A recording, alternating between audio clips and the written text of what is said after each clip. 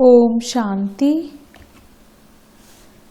18 फरवरी 2021 की बाप दादा की साकार मुरली के सार में बाबा ने कहा, मीठे बच्चे, सुख देने वाले एक बाप को याद करो।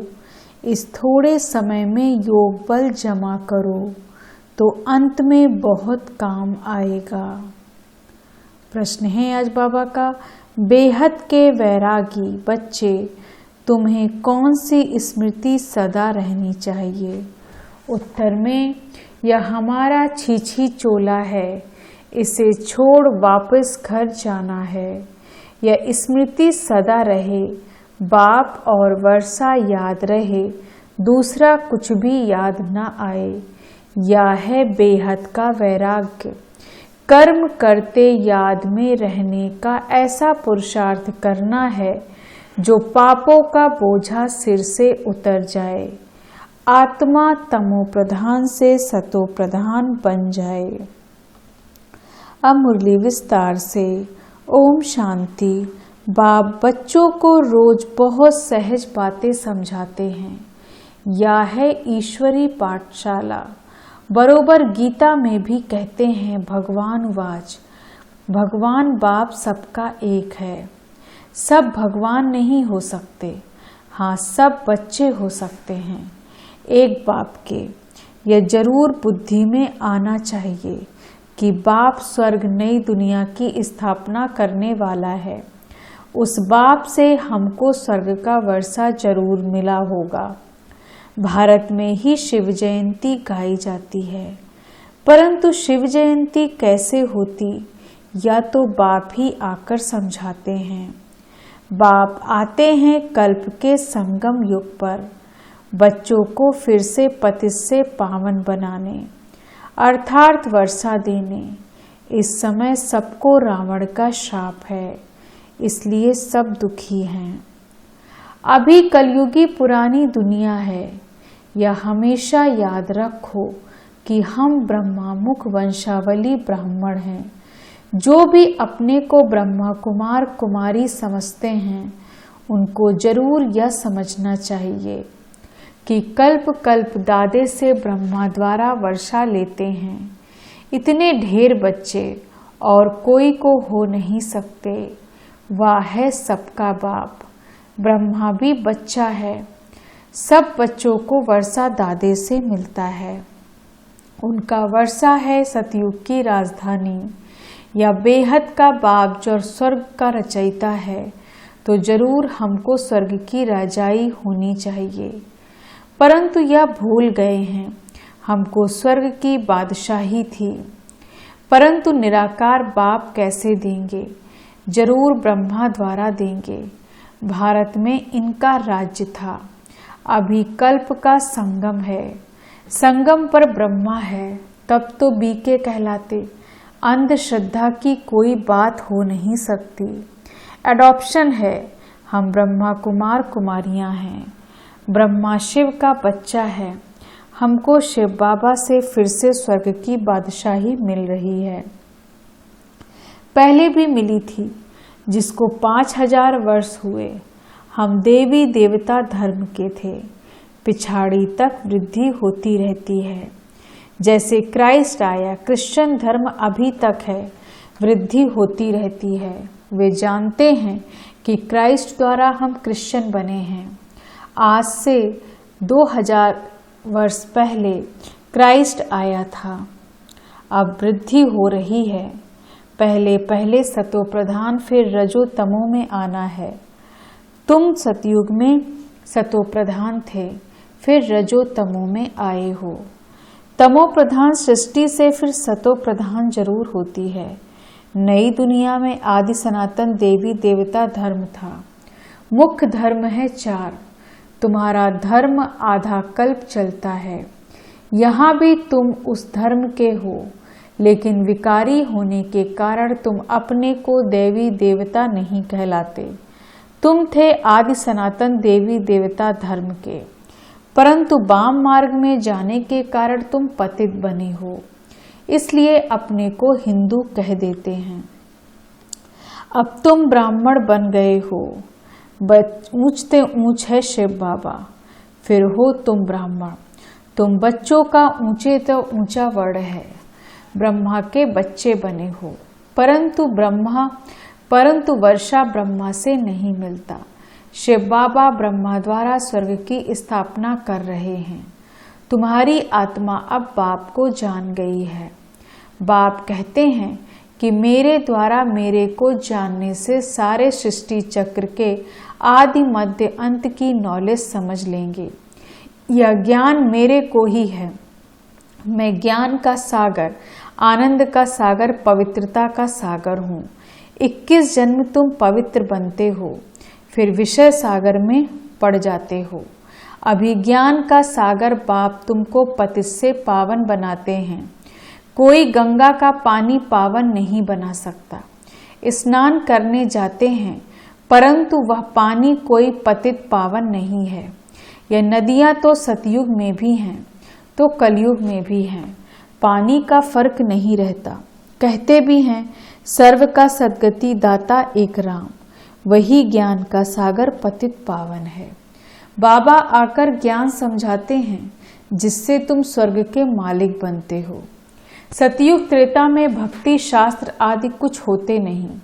तुम बाप से वर्षा लेते हो सदा सुख का।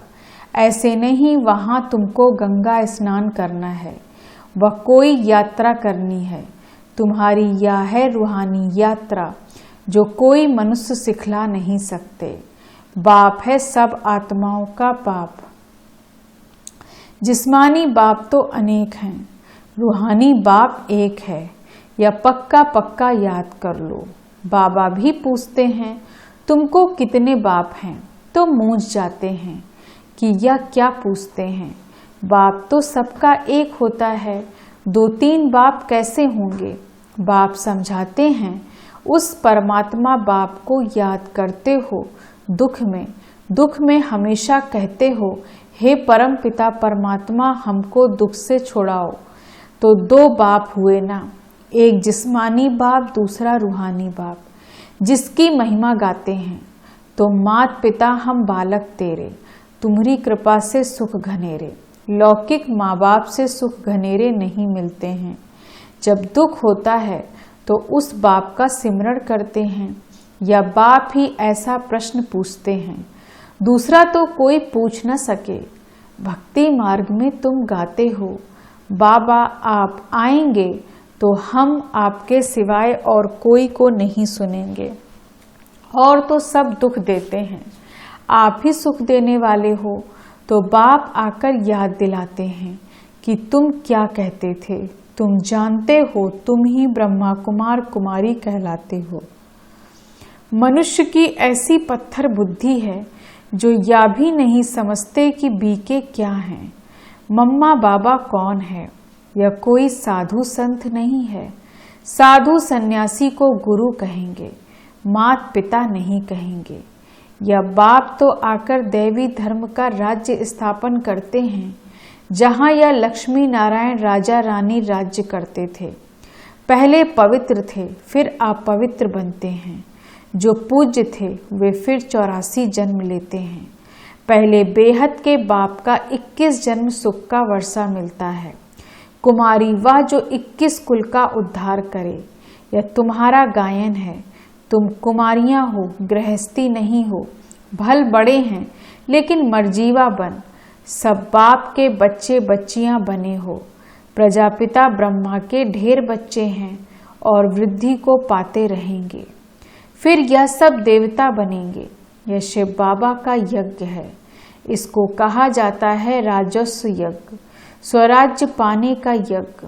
आत्माओं को बाप से स्वर्ग के राज्य का वर्षा मिलता है। इस राजस्व अश्वमेध ज्ञान यज्ञ में क्या करना है? शरीर सहित जो कुछ है वह बलिहार करना है अथवा स्वाहा करना है। इस यज्ञ में तो तुम फिर राज्य पाएंगे। बाप याद दिलाते हैं कि भक्ति मार्ग में तुम गाते थे कि हे बाबा आप जब आएंगे तो हम बलिहार जाएंगे, वारी जाएंगे। अब तुम अपने को सब ब्रह्मा कुमार कुमारियां तो समझते हो, भल रहो अपने गृहस्थ व्यवहार में, परंतु पावन रहना होगा। कमल पुष्प समान अपने को आत्मा समझो। हम बाबा के बच्चे हैं, तुम आत्माएं हो आशिक। बाप कहते हैं मैं हूँ एक माशूक, तुम मुझ माशूक को पुकारते रहते हो। तुम आधा कल्प के आशिक हो, जिसको परम पिता परमात्मा कहा जाता है। वह निराकार है, आत्मा भी निराकार है, जो इस शरीर द्वारा पार्ट बजाती है। भक्ति मार्ग में भी तुमको पार्ट बजाना है। भक्ति है ही रात, अंधियारे में मनुष्य ठोकरें खाते हैं। द्वापर से लेकर तुमने ठोकरें खाई हैं, इस समय महादुखी हो गए हो। अब पुरानी दुनिया का अंत है, यह पैसा आदि सब मिट्टी में मिल जाना है। भल कोई करोड़पति है, राजा है, बच्चे पैदा होंगे तो समझेगा यह धन हमारे बच्चे के लिए है, हमारे पुत्र पौत्रे खाएंगे। बाप कहते हैं कुछ भी खाएंगे नहीं, यह दुनिया ही खत्म होने वाली है। बाकी थोड़ा समय है, विघ्न बहुत पड़ेंगे, आपस में लड़ेंगे। पिछाड़ी में ऐसे लड़ेंगे जो खून की नदियां बहेंगी। तुम्हारी तो कोई से लड़ाई नहीं है, तुम योग बल में रहते हो। तुम याद में रहेंगे तो कोई भी तुम्हारे सामने बुरे विचार से आएंगे तो उनको भयंकर साक्षात्कार हो जाएगा और झट भाग जाएंगे। तुम शिव बाबा को याद करेंगे और वे भाग जाएंगे।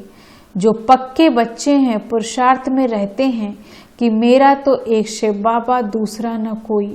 बाप समझाते हैं कि हथ कार्डे बच्चों को घर भी संभालना है, परंतु तुम आत्माएं बाप को याद करो तो पापों का बोझा भी उतर जाएगा।